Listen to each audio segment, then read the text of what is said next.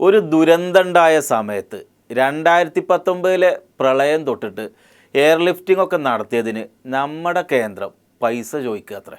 ഇങ്ങനെയൊക്കെ ചോദിക്കാനും പറയാനും നിന്നാൽ എന്താ ഇപ്പോൾ അവസ്ഥ എന്ന് പറയുമ്പോൾ ഇതെല്ലാം കൂട്ടി വരുന്ന ഒരു സാഹചര്യത്തിൽ ഇതിപ്പോൾ കൊടുക്കണം എന്ന് പറഞ്ഞുകൊണ്ടാണ് കേന്ദ്രത്തിൻ്റെ നിലപാട് വന്നിരിക്കുന്നത്. പ്ലീസ് അധികം തന്നേര്. അല്ല ഇത് എവിടുത്തെ ഇടപാടാ? കൊടുക്കണം എന്ന് പറഞ്ഞത് ആർക്കാ കൊടുക്കേണ്ടതെന്ന് മനസ്സിലായോ?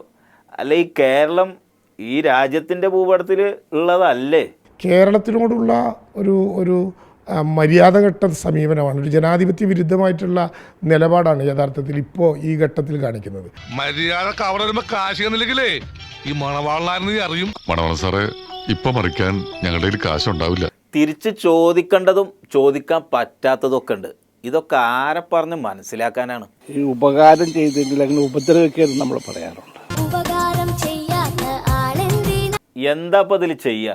ഇതിൻ്റെ മറവിൽ ഇങ്ങനൊരു ചതി കരുതിയത് അന്ന് നമുക്ക് അറിയില്ലല്ലോ.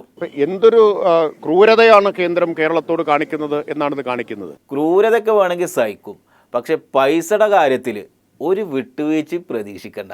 സത്യത്തിൽ കേരളത്തിൽ ജനങ്ങളോട് കാണിക്കുന്ന ഒരു വഞ്ചനയാണ്. കേരളത്തിലെ ജനങ്ങളെയാണ് അവർ കാണിക്കുന്നത്. ചതിയും വഞ്ചനയൊക്കെ അവിടെ നിൽക്കട്ടെ, ഈ സംവിധാനങ്ങളുടെയൊക്കെ പൈസ തിരിച്ചു വാങ്ങാനാണെങ്കിൽ ആ സന്ദർശനങ്ങളൊക്കെ എന്തിനാണെന്ന് നടത്തിയതാണ് മനസ്സിലാവാത്തത്. ചില്ലിക്കാശ് സഹായം തന്നിട്ടില്ലെന്ന് മാത്രമല്ല, ആ ദുരന്തത്തിന് വിമാനം അയച്ചതിൻ്റെയും പഴയതിൻ്റെയും ഒക്കെ കണക്ക് ചേർത്ത് വാങ്ങിയിരിക്കുകയാണ്. കണക്ക് എന്ന് പറഞ്ഞാൽ ഏതൊക്കെ കണക്കെന്ന് മനസ്സിലായോ? പ്രധാനമന്ത്രി അവിടുന്ന് ഇങ്ങോട്ട് വന്നതിന്റെ പൈസയും കൂടെ ഇവിടുന്ന് കൊടുക്കണമെന്ന്. 200 പേരുടെ വരിട്ടൊരെണ്ണം വാങ്ങിച്ചോളൂ, എന്നിട്ട് ഇവിടെ മുതൽ അവിടം വരെയുള്ള എന്റെ എല്ലാ ചെലവുകളും എഴുതി വെച്ചോളൂ. പ്രധാനമന്ത്രിയുടെ സന്ദർശനവുമായി ബന്ധപ്പെട്ട ചെലവ് പോലും ഈ ദുരിതം അനുഭവിക്കുന്ന ജനത നൽകുന്നു എന്നുള്ളതാണ് ഏറ്റവും ദൗർഭാഗ്യകരമായിട്ടുള്ള വശം. എന്തൊക്കെ മേളായിരുന്നു, എനിക്ക് അപ്പോഴേ തോന്നി. അന്ന് ആ വയനാട്ടിൽ വന്ന് ആ മലയൊക്കെ ഇങ്ങനെ നടന്ന് കയറണത് കണ്ടപ്പോൾ കരുതി കാര്യമായിട്ട് എന്തെങ്കിലുമൊക്കെ തരുന്നു.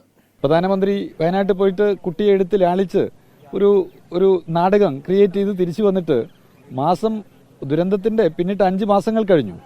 യാതൊരു സഹായവും കേരളത്തിന് കിട്ടിയിട്ടില്ല. അല്ല, ഇതിങ്ങനെ പെരുമാറുന്നത് എന്താണെന്നാണ് ഇപ്പോൾ മനസ്സിലാവാത്തത്. ഇത് പൂർണ്ണമായും ഒരു പൊളിറ്റിക്കലായിട്ട് നമുക്ക് എതിരെ തിരിയുന്ന, സംസ്ഥാനത്തിനെതിരെ തിരിയുന്നു എന്നുള്ളതാണ്. അത് കേരളം അല്ലെങ്കിൽ ഇന്ത്യ ഒന്നായിട്ട് കാണുവാൻ അവർക്ക് കഴിയുന്നില്ല. അപ്പം ആ തീരുമാനം വെറുതെ വന്നതല്ല, തീരുമാനത്തിൻ്റെ പിന്നിൽ ആരൊക്കെയോ ഉണ്ട്. BJPയുടെ രാഷ്ട്രീയമായ ഒരു തീരുമാനമാണ് കേരളത്തെ സഹായിക്കേണ്ട എന്നുള്ളത്. ഇനിയിപ്പോൾ എവിടെങ്കിലും ഒരു സ്ഥലത്ത് ആരെങ്കിലും ഒന്ന് കുടുങ്ങിയാൽ സഹായിക്കാൻ വരുമ്പോൾ ആളുകൾ ഒന്ന് ചിന്തിക്കും. കാരണം ഇരട്ടിക്ക് തിരിച്ചു വയ്ക്കുന്ന കാലാണ്. Sir, time is over. മേരെ പൈസ